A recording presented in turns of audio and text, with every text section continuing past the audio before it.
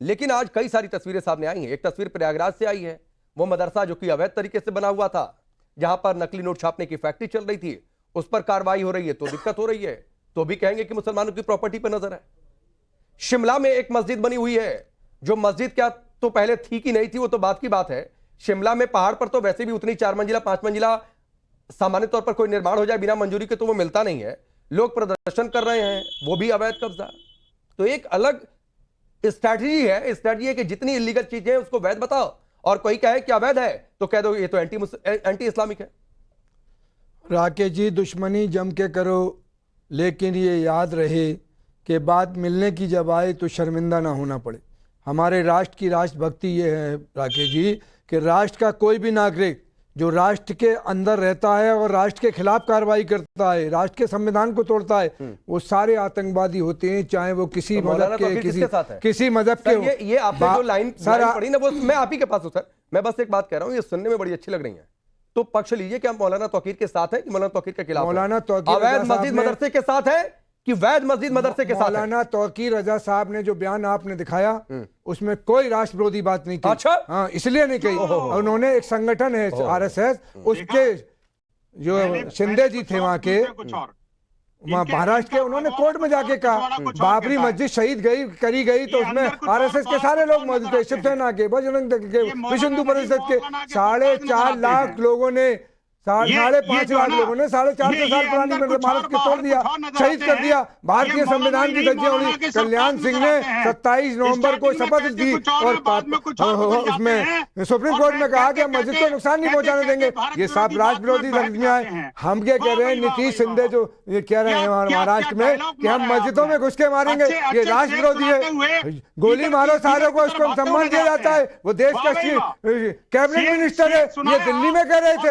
ये सब आतंकवादी गतिविधियां हैं। मौलाना का ऐसा कोई बयान नहीं है जिससे उन्हें आतंकवादी गतिविधि। नहीं, विनोद बंसल जी, अरे सुनिए, ये वो है आतंकवादी है क्योंकि इन्होंने बाबरी मस्जिद को शहीद किया। भारतीय संविधान की धज्जियां उड़ाई, ये आतंकवादी है। मौलाना अगर सुनिए, मैं अपने पैनल पर, वो भी आतंकवादी। विनोद बंसल जी, मैं अपने पैनल पर किसी आतंकवादी को बुलाता नहीं हूं, तो हाजी खान यहां पर आकर किसी को टैगिंग मत दिया करिए। मैं आपको बहुत साफ शब्दों में बता दे रहा हूं।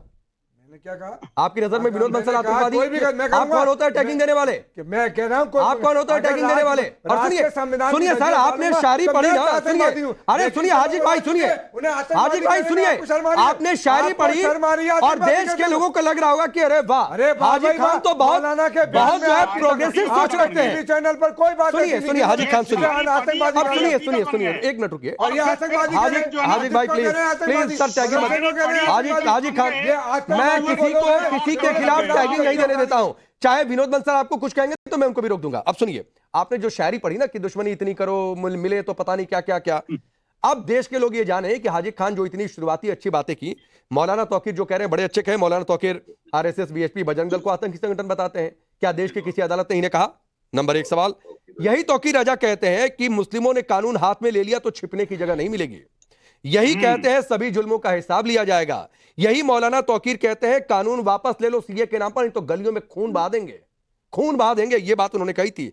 सिर तस्लीमा नसरीन पर सिर काटकर लाने वाले को 5 लाख का इनाम, सरकार तिरंगे के नाम पर धंधा कर रही है, ये इनके स्टेटमेंट है। और हाजी खान जो दिखा रहे हैं कि प्रोग्रेसिव सोच रखते हैं, वो कह रहे हैं मैं मौलाना तौकीर के साथ हूं, तो माफ करिए हाजी खान, आप प्रोग्रेसिव सोच नहीं रख रहे हैं। आप प्रोग्रेसिव सोच नहीं रख रहे हैं, आप भड़काऊ सोच रख रहे हैं। अगर मौलाना तौकीर के साथ है तो सर आप भड़काऊ सोच रख रहे हैं। कोई भड़काऊ नहीं, हम किसी भड़काऊ आदमी को ना पसंद करते। आप मौलाना को गिरफ्तार क्यों नहीं कर? सरकार गूंगी है, बहरी है, अंधी है, आप बता रहे हो, और सरकार अंधी से हो रही है। क्या ये आप सारी बातें किनारे, सरकार को नहीं मालूम, उनके खिलाफ कार्रवाई करना चाहिए। चलिए राजेश जी, ये बार बार सर आप लोग अगर ठोस एक्शन नहीं लेंगे ऐसे लोगों के खिलाफ, और बरेली तो यूपी में है और मौलाना तौकीर की तो पूरी हिस्ट्री शीट है, तो फिर यही हाजी खान जैसे लोगों को मौका मिलेगा कि आप लोग छोड़ देते हैं तो मौलाना तौकीर में कोई दोष नहीं है। जब ये छोड़ ले, देखिए समय समय पर इन लोगों का इलाज उत्तर प्रदेश सरकार ठीक प्रकार से करती है। प्लीज बीच में नहीं। समय समय पर उत्तर प्रदेश सरकार इनका ठीक प्रकार से इलाज करती रही है। तौकीर रजा का भी खूब इलाज किया और आगे भी करेंगे। और ये बात कर रहे थे मदरसों की, मैं आपको 4-5 उदाहरण देता हूँ। 2009 में असम में एक मदरसा पकड़ा गया, वहां पर देश विरोधी गतिविधियां होती थी, बाहर से ला करके लोगों को यहाँ बसा करके भारत माँ के साथ गद्दारी करने का काम कर रहे थे। 2017 में देवबंद में पकड़ा गया, 2006 में औरंगाबाद महाराष्ट्र में पकड़ा गया, 2021 में किशनगंज बिहार में पकड़ा गया। ये तो 3-4 एक्टिविटी है। पूरे देश के अंदर ये जो बड़ा नेटवर्क बना करके रखना चाहते हैं, उस नेटवर्क के माध्यम से किस तरह से भारत को दोबारा से गुलाम बनाया जाए, इस योजना पे ये लोग काम करते हैं। और आरएसएस जैसे देशभक्त संगठन से ये संभव नहीं हो पा रहा है उनके कारण। ठीक है सर, ठीक है, ठीक है। और मेहरदीन प्लीज, ये सर ना गली चौक चौराहे पर नहीं है जो आप पीछे से हुटिंग कर रहे हैं कि बोलते रहो बोलते रहो बोलते रहो। पाकिस्तान को खत्म कर दीजिए, चीन को खत्म कर दीजिए। अरे जहां फोर्स में, मैं आखिरी बार कह रहा हूं सर, बात कर रहे हैं अगर आपको स्टूडियो में रह रहा है डिसिप्लिन रखेंगे। आप आरएसएस के गुणगान नहीं कर सकते जिसको 3-3 बार। रुक जाइए सर, राजेश जी एक रिप्लाई, राजेश जी एक रिप्लाई, फिर मैं सुबह के पास जाऊंगा। रुकिए रुकिए ना, रुकिए रुकिए प्लीज रुकिए, बोलिए राजेश जी।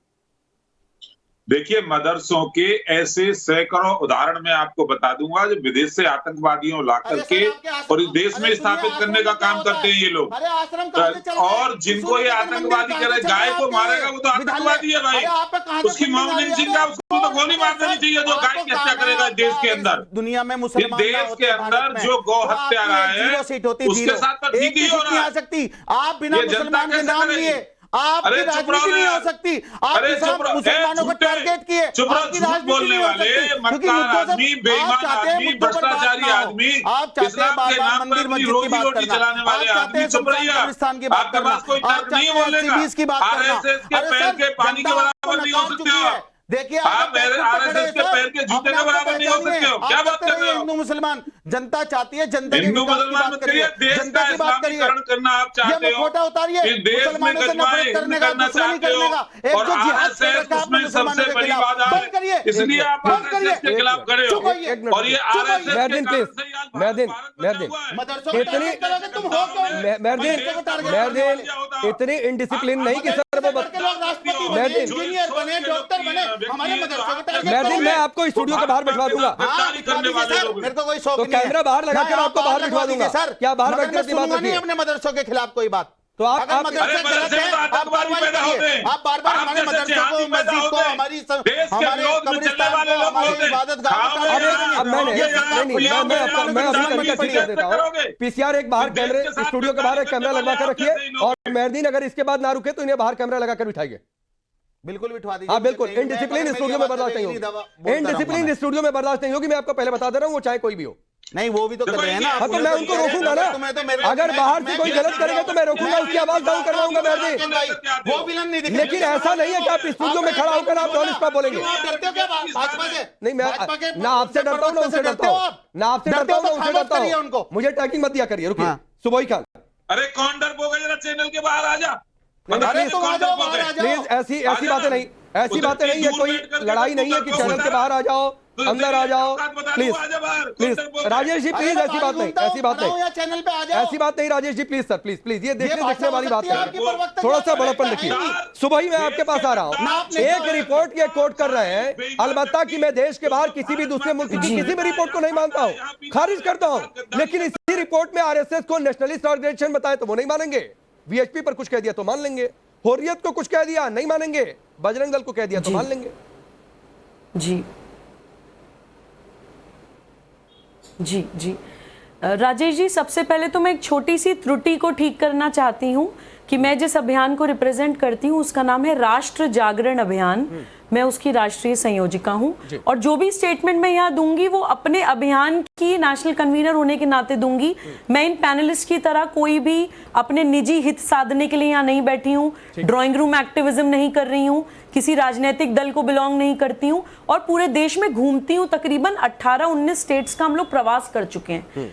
आज हमारा देश कितनी सारी समस्याओं से जूझ रहा है, जातिवाद, अलगाववाद, कट्टरवाद, आतंकवाद, बाजारवाद, कितनी बड़ा जलवायु आपातकाल है, हिमालय धंस रहा है, नदियां सूख रही हैं, गाय का बुरा हाल है, कृषि का बुरा हाल है। लेकिन ये लोग ये एक दूसरे पर छींचा लेदर करना और किसी ऐसे संगठन को जो देश की सांस्कृतिक पुनर्जागरण के लिए अब से नहीं सालों से काम कर रहा है। मैं तो आरएसएस को बीजेपी से भी जोड़कर नहीं देखती हूँ। आरएसएस का मतलब राष्ट्रीय स्वयं सेवक संघ, यानी सेल्फ मोटिवेटेड स्वयं सेवक जो अपना सब कुछ त्याग कर देश के लिए काम करने के लिए निकलते हैं। बहुत सारे ऐसे प्रचारक हैं जो मेरे भाई हैं, और जब हम लोग राष्ट्र जागरण अभियान में देश का प्रवास भी करते हैं तो हम देखते हैं उन लोगों का जीवन। बहुत सारे कार्यालयों में तो रसोई भी नहीं होता, किचन भी नहीं होता,